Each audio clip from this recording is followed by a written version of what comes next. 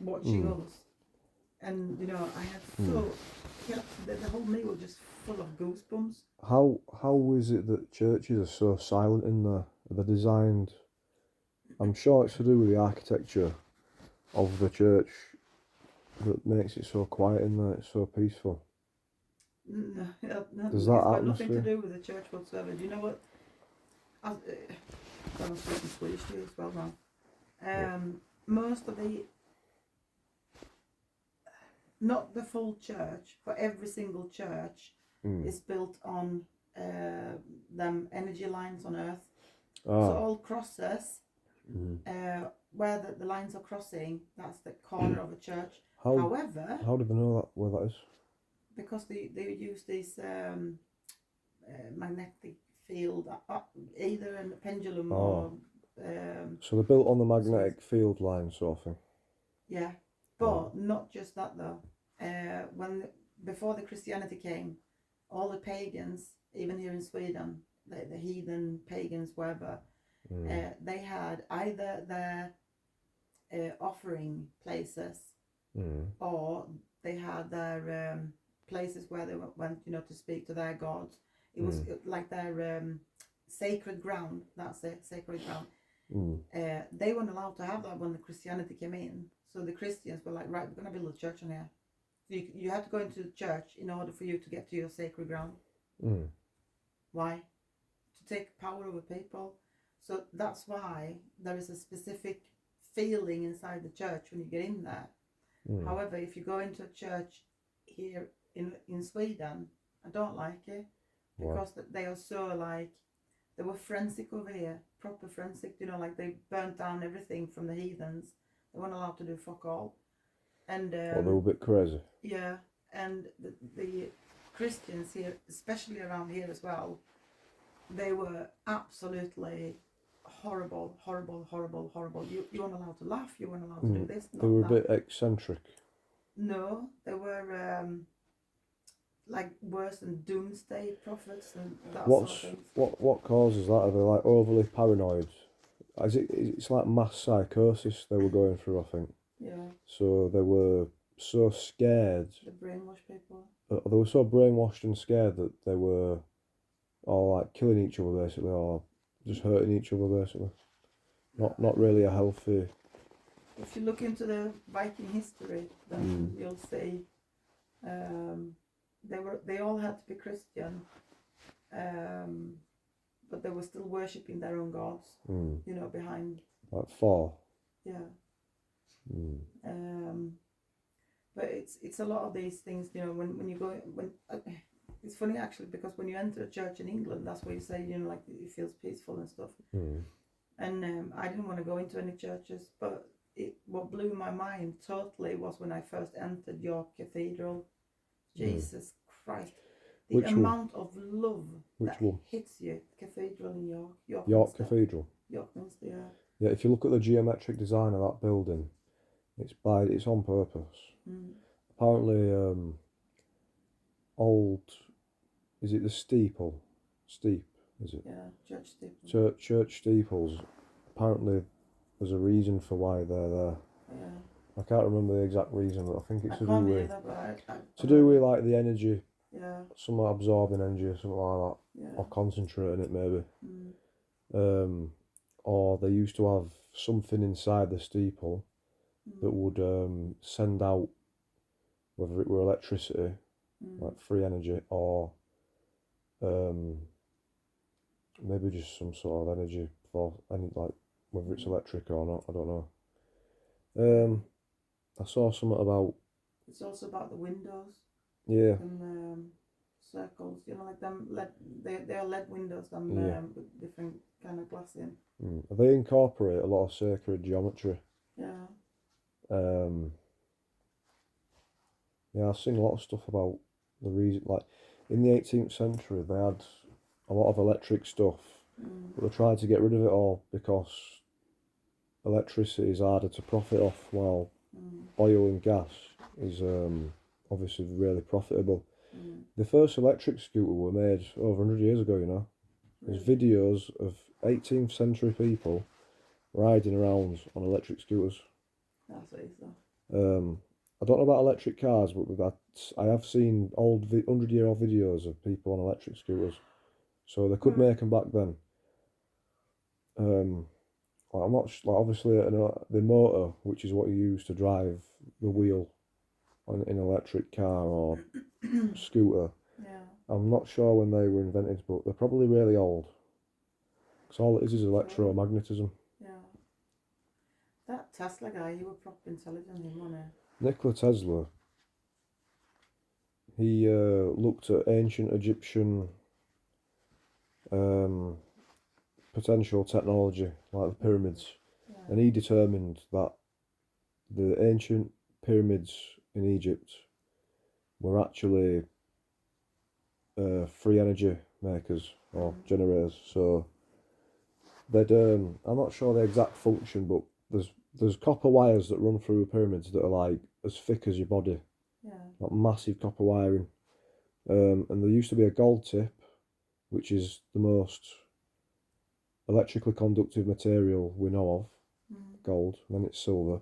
And then the limestone that used to cover the pyramid, which made it white, is also very electrically conductive.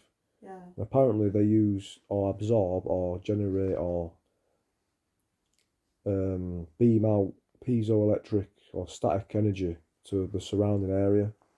Is So that why all the pyramids is filled with pools underneath? Apparently that might be to ground the electricity, because water's it grounds it, or like it conducts electricity as well. Or maybe it's the flow of water underneath it that creates like drives the energy generation. Maybe.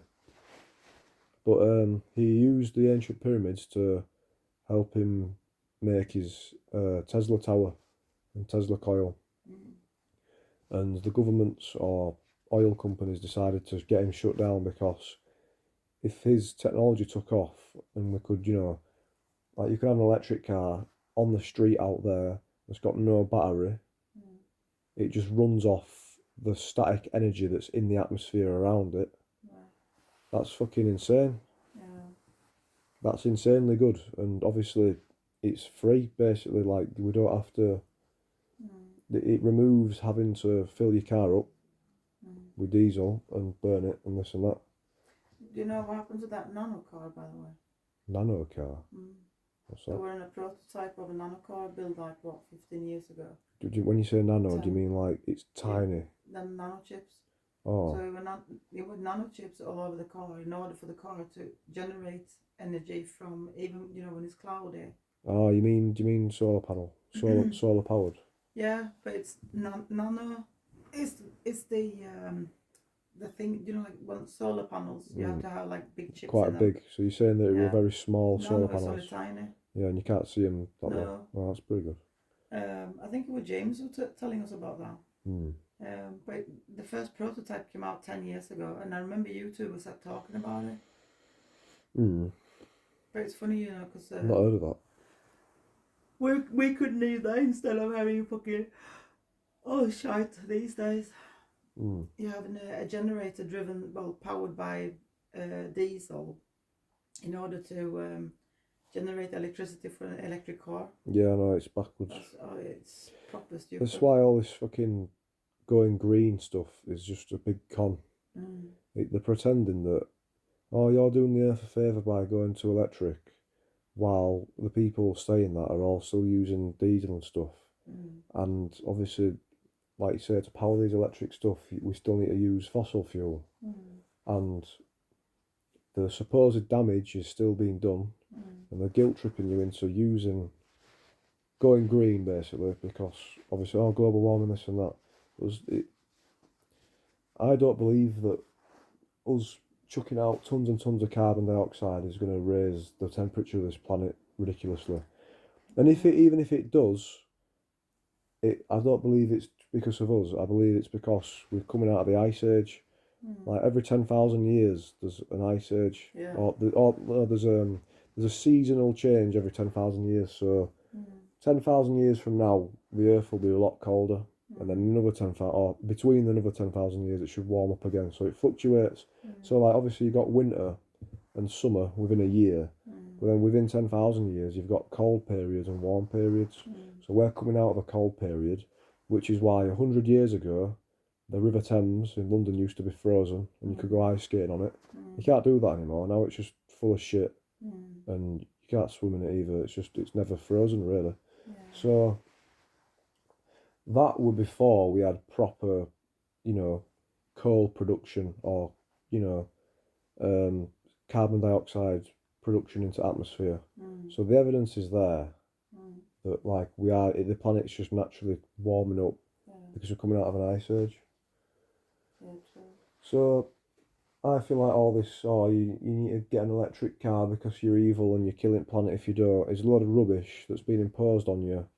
So you'll convert to an electric vehicle which can then, be used against you. You can't turn a diesel engine off unless you turn that key. But an electric car with extra technology, some guy in an office can press a button and now your car won't move anymore because you've not paid your tax, for example. So it's all about control. And I've noticed as well, when you sit in these new cars that are like full of EMF frequency or Bluetooth radiation, when you sit in one, like new BMWs, when you're sat in them, you just feel, there's this shit feeling. You just kind of feel shit sitting in there.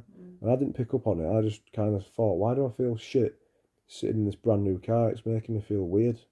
And I realised, Bluetooth switched on. And what does Bluetooth do? It goes straight through. It's fucking radiation. And people say, it's harmless. Yeah. Well, all brain tumours form on the right side of your brain where people use the mobile phone. And obviously that's microwaves, but I feel like all EMF frequency is probably harmful. If it don't cause direct cellular damage, it at least disturbs your DNA, I think, because it's not natural. So I'm sitting in these brand new BMWs that are pumping out Bluetooth all the time. And even if you turn Bluetooth off in the car, you still kind of I felt a bit ill. And then you go back into an old car with zero technology, just a radio. And it feels fine. So I've come to realise I don't like new cars for that reason. Especially if you sit in an Uber, a brand new Uber that's electric. I don't know I don't know why, I just feel anxious in just getting in car, leather seats. If you can get in there, I don't even know how to open the fucking handles. Yeah, how do you do it? What car have you sat in? Uber. Teslas. Yeah, a lot of people get confused with them. I didn't mind sitting in Tesla, but I've sat in these brand new Priuses and stuff, or Toyotas and whatnot. You just feel anxious for no reason. And I've got no problem with sitting in the back of anyone's car, but in these electric cars and stuff, I just feel kind of weird. Reminds me, we got an. I don't think anyone else. Go on. No. Me and your dad have been in town one day with one night with whoever it was, I can't remember, Lee and Alan or somebody. Yeah. And then anyway, we got couldn't get a taxi. And this guy pulls up next to us. Turns out he's been, like a black a black taxi. A black and white cab, yeah. No, not a black and white. And a London taxi. No, somebody who's just doing it just for money thing. Well, they're all doing it for money. What do you mean? Illegal taxi. Oh, an illegal, so not a licensed taxi. No. Right. So then anyway, we jump in this taxi, sits on his back seat. We're fucking sitting on the bloody, there is them things, coils where you sat on in the back seat. In a bed. But it was so worn out, this car, and everything was just rattling. So basically, they had plenty of fat bastards sat in the back of that car for a couple of years. Probably. Yeah. That was what so it was sunken in when you sat on it. Oh Jesus Christ! Yeah. It's probably from the amount. It's probably from the amount of people bouncing it back at car while drunk. Do you know when they just jump in car and land on seat full whack? It were a proper wreck, that car. Seriously. What car? Skoda Octavia. But all I remember is the car was red. Red. Was it like a saloon shape? Yeah. Was it like a Skoda? Oh no, not saloon. Sorry. Estate. Estate. Yeah. No, I don't remember at all what kind of make it was, but it was just funny. You know when you just sitting and your ass just flies down. All right. And it's it never stops going down. It's what the fuck? I've never had that before. I'm pretty sure something within the back seats is broken. and that's why it's sunken in. It's like somebody's been shagging on a bed for too long. And You it's know, Brock bed. in a hotel. Yeah. Like me and your dad once, we went down. This is what when I found out I was pregnant with you. Yeah. So we took a ride down south and went to Stonehenge, and then we went to Stonehenge. yeah.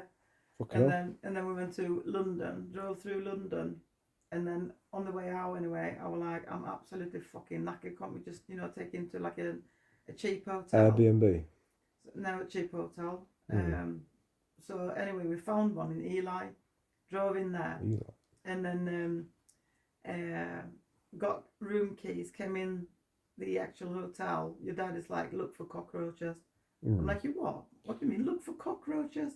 It's like, it was a 1-star hotel. Oh, I'll tell you what though, it was a fucking, what's it called, motorway fucking shagging hotel. Oh yeah, yeah. So the beds, oh god, all broke. Knackered. Yeah. Absolutely fucked. I remember when I was 17, and this Polish girl got the train. She was older than me. I think she was like, I was 17, and I think she was like 20.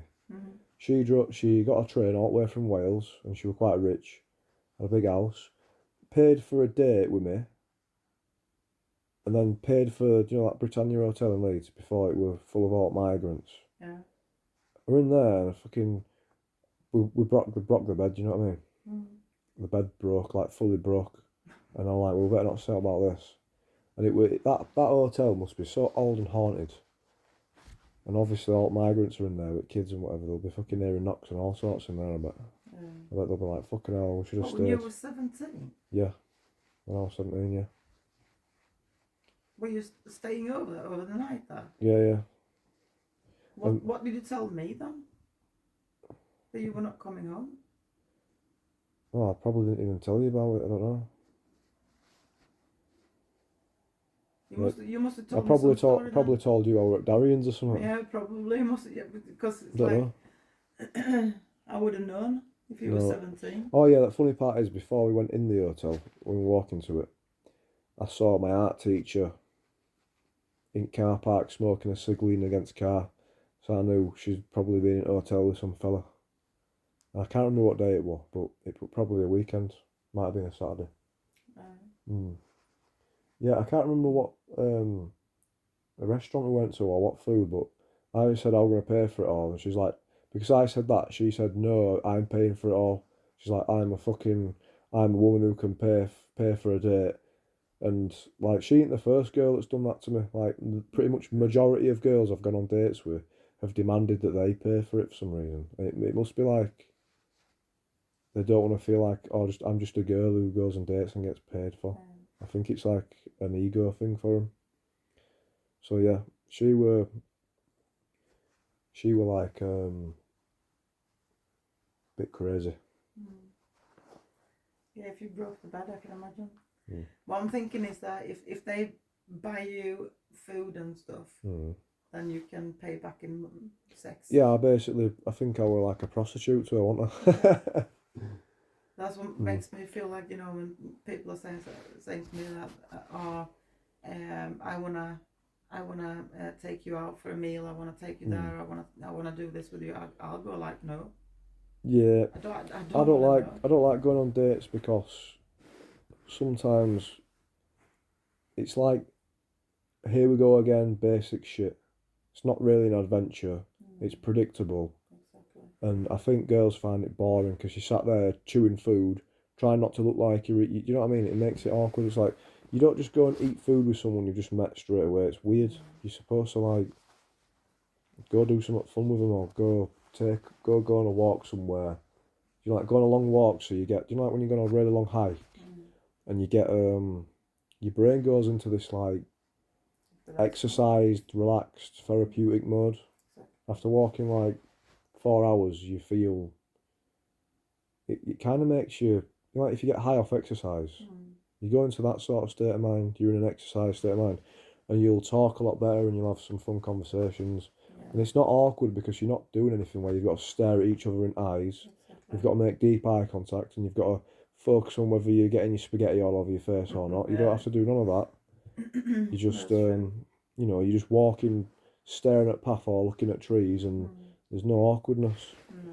So I think that's the better way to go about it. unless the girl don't trust you because she's thinking, why is this guy taking me to Woods?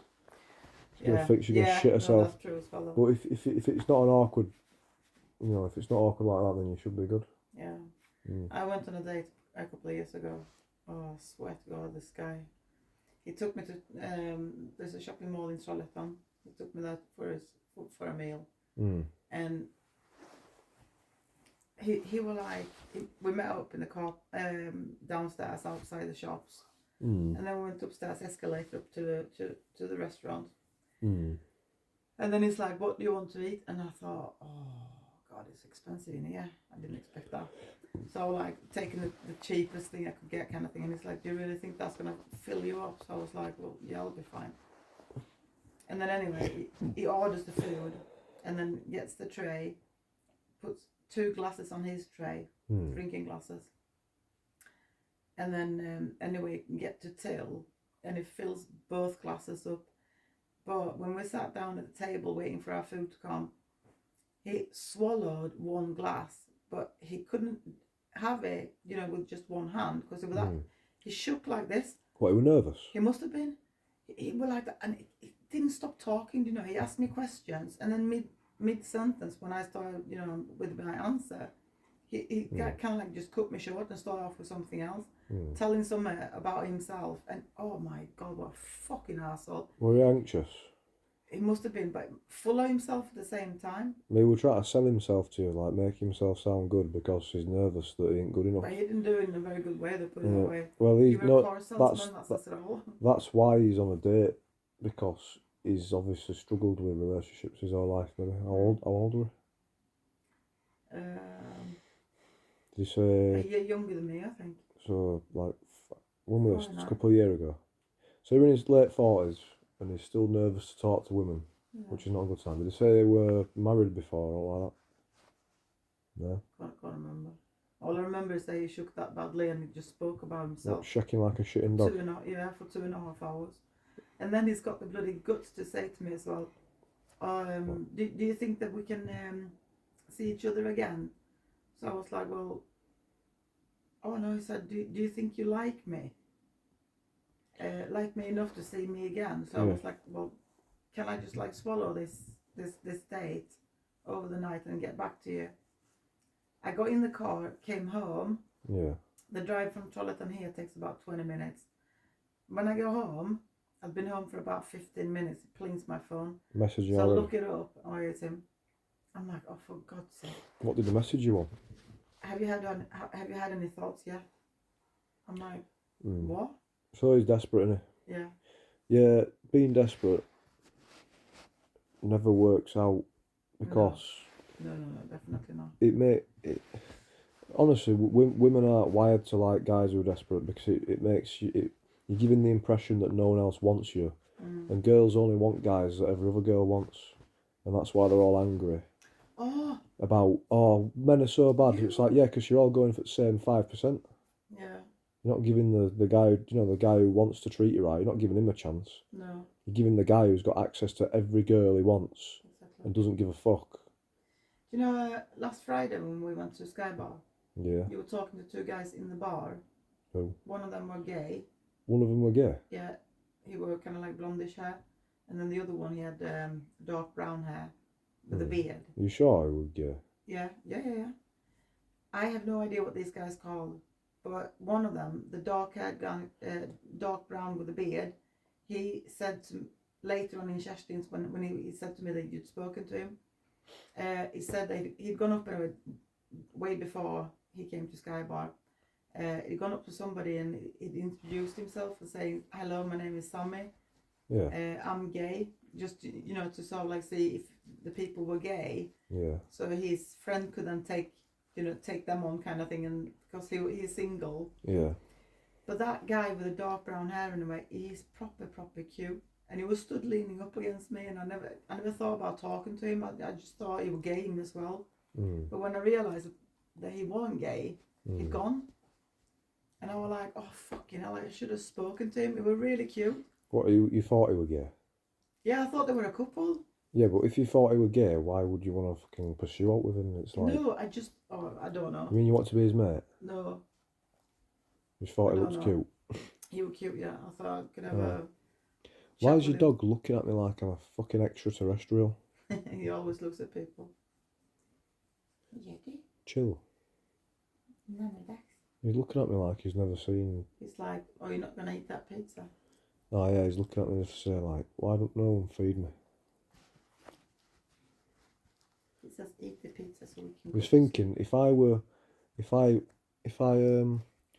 my great granddad, I could have been running through woods chasing deers with the rest of my wolf pack. But now he's stuck in the body of a 1 foot tall. Well, He's not even 1 foot tall. gonna dub him a steroid hamster. Look at him, like final boss hamster. Yep. He looks like he He's belongs. like Brock living life large. He looks like he belongs in a fucking cage with a little water bottle in the corner. I don't like dogs being in cages. I mean, he just looks like an hamster.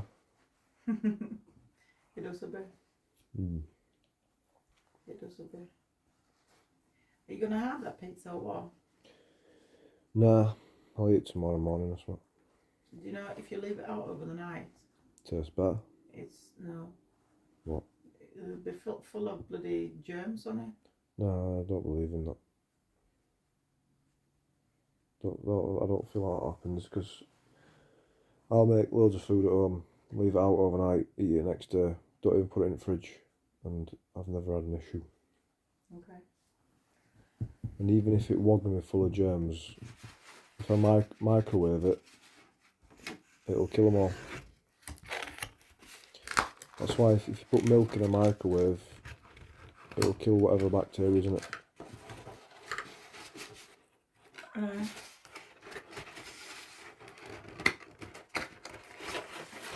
Look at the face on Sig. He's gutted.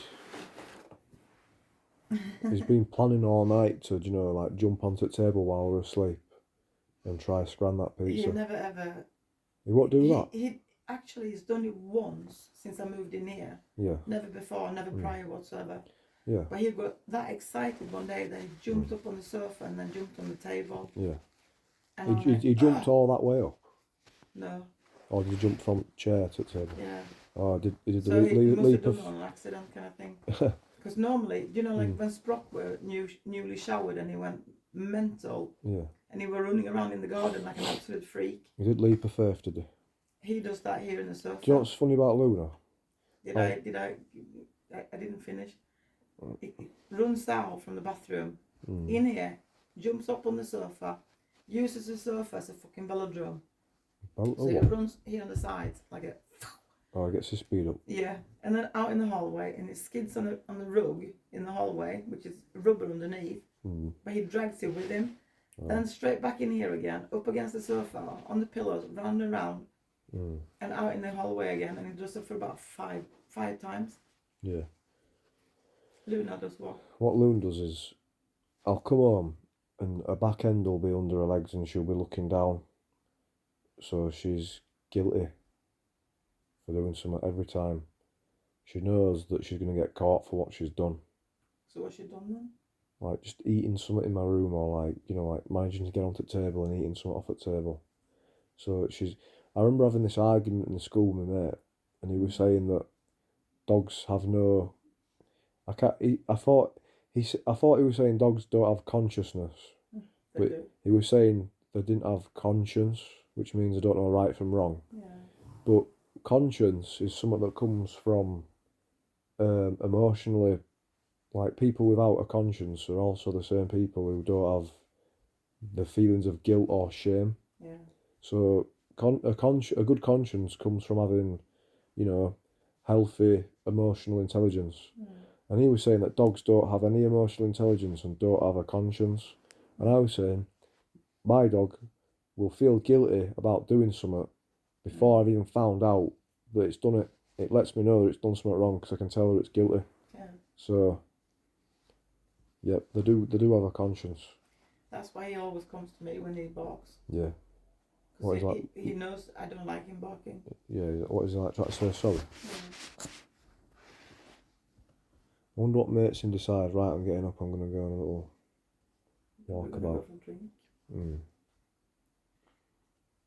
Imagine not being able to think in a language.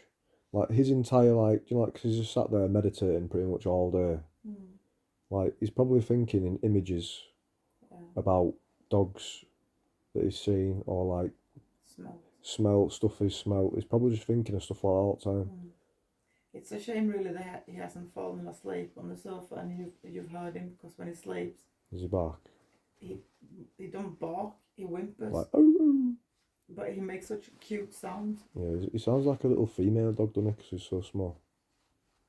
He's laying on his legs are going, so he's running. He runs in his like rings. Sprock were doing when he were. But he snores as well. Yeah. It's proper funny. It's funny that dogs evidently dream as well. Mm. Apparently dreaming is like evolutionary for survival. It prepares you for real life dangerous situations.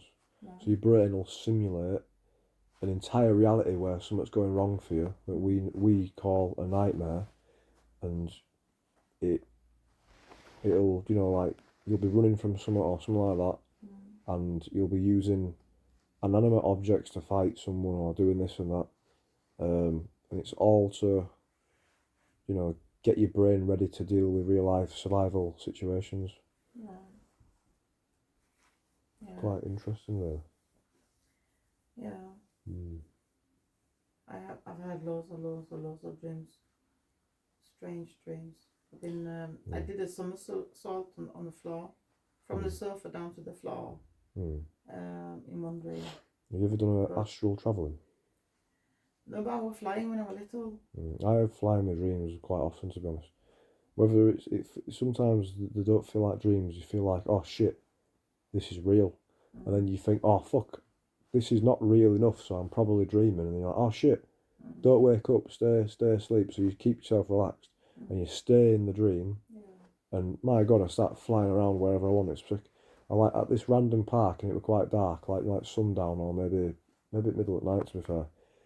And I realised I was dreaming, and I like, yo, I can finally fly in my dream. Like, here it is, I'm going to do it. I try to take off, and it's like I go up in the air like I'm like demonically possessed and I'm levitating. But then I couldn't really go anywhere. So then I'd come back down. It's like I couldn't fly forward. And then this other time when I had it, I just knew how to fly straight away. And I was like, like how you swimming through water, and you kind of like just floating along. I was like going up and down this hill like full speed flying, and it's like I could hear the sound of the air. It's like I could hear the sound of the grass, the swooshing sound beneath my face as I was going low to the ground. Yeah. I was flying around like that, but I never thought, oh, I might go, fly up into the clouds and go to the next city. I was just thinking, this is fun enough, just flying up and down this hill. Yeah. So I didn't do much more than that. Yeah. But as far as astral projection goes, I've never really tried to do that. A lot of people recently have asked me if I've ever done that, or if I know how to do that. If you sounds a bit complicated. It's not actually, because you can do it during the sleep. Yeah. But you can also do it during meditations. So you leave your body. Yeah. I've been to the other side. I've been to loads of different dimensions. What do they look like? Oh, they're beautiful, Billy. But is it like? Oh, they're so gorgeous. It's unbelievable. Is it like a land what you can look across, like like outside it, or is it more like? I've heard you can go to dimensions where there's not really a flat ground. It's like everywhere you look up, down, it's all like just more land to be across. Like when you look at this picture here, it's like there's rocks, there's the river and the bridge. It's like a flat area you can traverse across. But I've seen videos saying like you go to these other dimensions where you don't just go across, you can go in every single direction, and it's like a new area to behold. Yeah. And that sounds like fucking hell. Like, so what's it look like to see that then? Like you can look into a distance and see more distances to look within, and it's like I can't imagine that. I mean, if it's the next dimension. To the other side, and when I mean the other side, it's like basically where our home is. What do you mean? Where we come from. So when your soul, The spirit home, yeah, spirit origin. yeah, and Right. it was like a little village, and the Mm. houses were like mushrooms. Mushrooms. Yeah, I've so heard that they before had as like well. a tiny little roof, Yeah. and then the body of the house. So basically, it looks like hobbit houses. Yeah. And then you could see people walking around, like, but they weren't people as I'm looking at you or you're looking at me. It was just like little figurines kind of thing. Little But figurines. you could still see them, Yeah. but they weren't clear. You know, it's a bit like weird. You saw them, but you didn't see them. Well, so they're like blurs. A bit, yeah. Like ghosts. They were like a music sound going on everywhere. and the colors, it was just like so extreme, Vibrant. yeah. But they weren't like, you know, like you're looking into the sun and it hurts. Yeah. It's not like that, but they are so sharp and so clear. And the flowers were absolutely gorgeous, and it was just like you felt so calm and you felt so relaxed. And Did you go to heaven then? Do you think? I think that's what heaven is. That place. Yeah. And what could you do there? Do out? What were you doing there? No, we weren't allowed to enter it because if we'd gone in there, that would be, you know, ending this life. Who says that? we did this in a guided meditation when I went in that spiritual circle with Right. Chrissy. So you were meditating. You achieved a very relaxed state of mind, where you then began, like, you just left your body then, or what? Yeah, but that's what you do. Did you see your body when you looked out of your body, or did you just go to this other place straight away? You don't look. No. If you look up, you kind of like lose the meditative state. So you basically like beamed out your body and just went flying to this whole other place. Well, what you do is when you meditate, first you need to ground. So you basically see kind of like roots coming out of your feet. Yeah. And sticking onto the rocks, you know, underneath the floor, wherever you are. I don't mean the floor, I mean like down in Mother Earth. So like rocks in there. But then anyway, when you when you go away, you either you can go into like, it depends on who's guiding you, but we've gone into a lift, and the lift kind of like, you know, like you're pressing number 11, for example, for the 11th floor, and that's the top floor. Right. But as you kind of like step into the lift and the lift starts moving, the lift accelerates. So just all of a sudden it just says whoosh, and you go right through the roof, and it just like floats right up, and then you can when you look down, you see you can see the town where you're in from above, and then it gets smaller and smaller and smaller and smaller, and then you basically when you kind of like go through the atmosphere, then you're out in space. Right. And then it goes like poof. Does it look like that for everyone then, or just you? Whatever reality I see is not the same reality you see, and So it's like that for everything. So how do you know then that it wasn't all produced by your mind? I think I just saw a meteor outside the window then. You could have done. A very white one. I usually see yellow ones. Yeah, it might have been.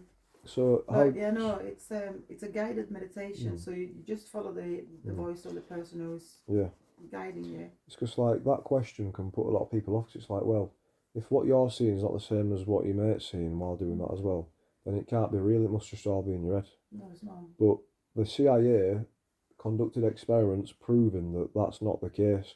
They got people in separate rooms on a DMT drip. So DMT is I'm not going to call it a neurotransmitter chemical in your brain and body right now that supposedly allows you to experience consciousness. So scientists have called it the God molecule. So it's literally a complicated chemical full of like oxygen, nitrogen, hydrogen, probably just all sorts of like different atoms arranged together to create DMT, which is supposedly similar to serotonin, which is the neurotransmitter that makes you feel relaxed. So people who aren't relaxed have low serotonin and high anxiety and high cortisol or high stress. So DMT, they put people on it in a separate room and have them drip fed it, so they stay in this other reality, they're going to call it. And the people on it, the subjects or the experiment, people doing the experiment, were seeing the same things, meeting the same entities, having the same situations. They could see each other apparently, and they're in separate rooms, like basically knocked out on DMT. DMT is what your brain produces when you die. So do you know, like people have near-death experiences? They say, "I saw the light. I saw this stuff. It were amazing." They have a trip, and it's a drug trip basically. Mm. I think some people have done that much DMT in one go that they've lived a whole other life for like maybe 30 years, loved an entire other family, and then came back and it's like, oh shit, I'm not going to see them again. Yeah. Or maybe you will, maybe you won't, but like, it's a long dream to have that, what felt like 30 years. There's a guy in this town, he takes DMT quite frequently. Where's this guy? I want to meet him. He's out walking his dog during the day, downtown. I want to try it. It Um, supposedly gives you ego death, which means it kills your sense of self. They say that you die twice in your life. You can die an ego death, so you're reborn as someone without, a strong narcissistic sense of self. And then you die a second time when your body dies. But you're the soul in the human body, fooled into thinking your own ego and name is all that you are. That's just an illusion. You're not actually that. DMT wipes away that human identity and turns your sense of self into the pure observer, which is what you are, the soul. So people who've done DMT or ayahuasca, like, psychedelics that trip you out massively, they all come back full of love because it's like, oh shit, there's no need to be full of hate. Like, that's not me. If anyone insults you, you're insulting the body, not the soul. Because the soul doesn't have an identity or whatever. It's just the observer. So yeah, where's this guy? I don't know his name. I don't know where he lives. What's it look like? We've been talking about loads of stuff. Started off, we're talking about he's been UFO watching down in Hazel Hill. What, you see UFOs around here? Yeah. I can't believe I walked to my local park in England on an electric scooter that does like, 50, 60 mile an hour, just pissing about one night. And I'm stood there like, looking at the sky. I've seen lights flying out the sky plenty of times, do you know what I mean? This one night, I see this couple sat at park, and they were laughing at me because I was stood there like looking at the sky. Like, they were like, what the fuck is that guy doing? What a retard, just staring at stars. I was staring at what it were flabbergasting. I couldn't believe I'd been wanting to see something for a while, and I finally got it. I'd seen lights, but that's not that interesting because everyone sees lights flying out the sky. This time I saw a giant. Gå och lägg dig, för vi ska landa nu. Gå och lägg dig. A giant, like copper brown coloured fucking sphere. And at first, because and I know it's like, how did you know it was copper brown when it's night time? But like, it looked like it had this brown tint to it, and you could see that it was like a brown colour as it went over. Was it like an oval shape? No, it was a perfect sphere. Perfect sphere. Right. It looked like a planet flying past. And when I first saw it, I thought I was looking at a seagull because I saw this like white curve. I thought, that's a funny looking seagull flying with its wings bent. And it was coming towards me, or like not directly towards me, but like in my direction. And I thought it was a seagull flying over at park, like, because you always see seagulls flying over. But I'm like, wait, a seagull would not be shining that bright in the dark. I'm like, that's not a fucking seagull. What am I looking at here? And then it got closer from distance. The moonlight were reflecting off it, and it was just this at least the size of a football stadium. I'm going to say 4 football stadiums. It were huge. And it went through this cloud. There's like not many clouds, just one big cloud. It went straight into it. So it must have been, I reckon it were like 5,000 feet high maybe. And it went through this cloud, and the cloud exploded like a big puff. And either side of the cloud spiraled. Yeah, it spiraled out like little tornadoes. And I was just like, I couldn't talk. I was like, What the hell? What the? How I was thinking either that's like a government vehicle or it's aliens. Now I'm thinking, what the fuck are they doing flying over fucking Winmore at like 10 o'clock at night when people are, they stood outside? They could see that. I saw it. This couple didn't see it though, so they were looking at me like, what's he looking at? I'm like, I've just seen some fucking next level shit. I don't care. You can laugh at me all you want. I've seen some that's a cool fucking story for the grandkids. You know what I mean? Yeah. Like that's one of the coolest moments of my life, I think. Yeah. This other time, I were same park with James, my brother, and his mate that he works with, this girl. And we're all stoned as fuck, like really stoned. We're walking back from park, and we're all looking at the sky, and it's like, what the fuck is going on here? There were like 25, 30 of these dots going over together, and they were all moving together, like in formation, and then they all stopped at the same time for like literally like maybe 10 seconds, and then carried on going. And then we were like, what the fuck? That can't be a bunch of planes. They can't stop like that. And they weren't that bright either. They were quite dim. They were like a beigey colour. They were quite dim beigey colour. And they were obviously shining though. And then this one was coming past after, and it wasn't in the formation. It was like separate, and it stopped in the sky like just above us, like not right above us, but like like up. Yeah. We could see it, and it stayed there for like 2 minutes, and then just carried on going in that same direction again. And then James and his mate, I can't remember her name. I don't think you'll have met her. No. He worked with her. I They were like fucking screaming like, oh my god, fucking wow. And I was just like, this is like the 8th time now. It's not new for me, but fucking hell, 25, 30 in one go's not bad. Usually you see one or two together. Yeah. And then the other time when I was with Jake that time, do you know when Jake knocked his teeth out? Because he'd not eaten all day, then got stoned on field in countryside with me and my brother. Yeah. And we saw this light appear on the horizon near the sunset, and it were a massive glowing orange light. So we thought, it's a bit of a big Chinese lantern, that. But it stayed still for a while and then started moving across, and then it shrunk in size as it moved diagonally upwards to the left. So it looked like it was shrinking in size and flying away. Yeah. And me and James were like, whoa, that's sick.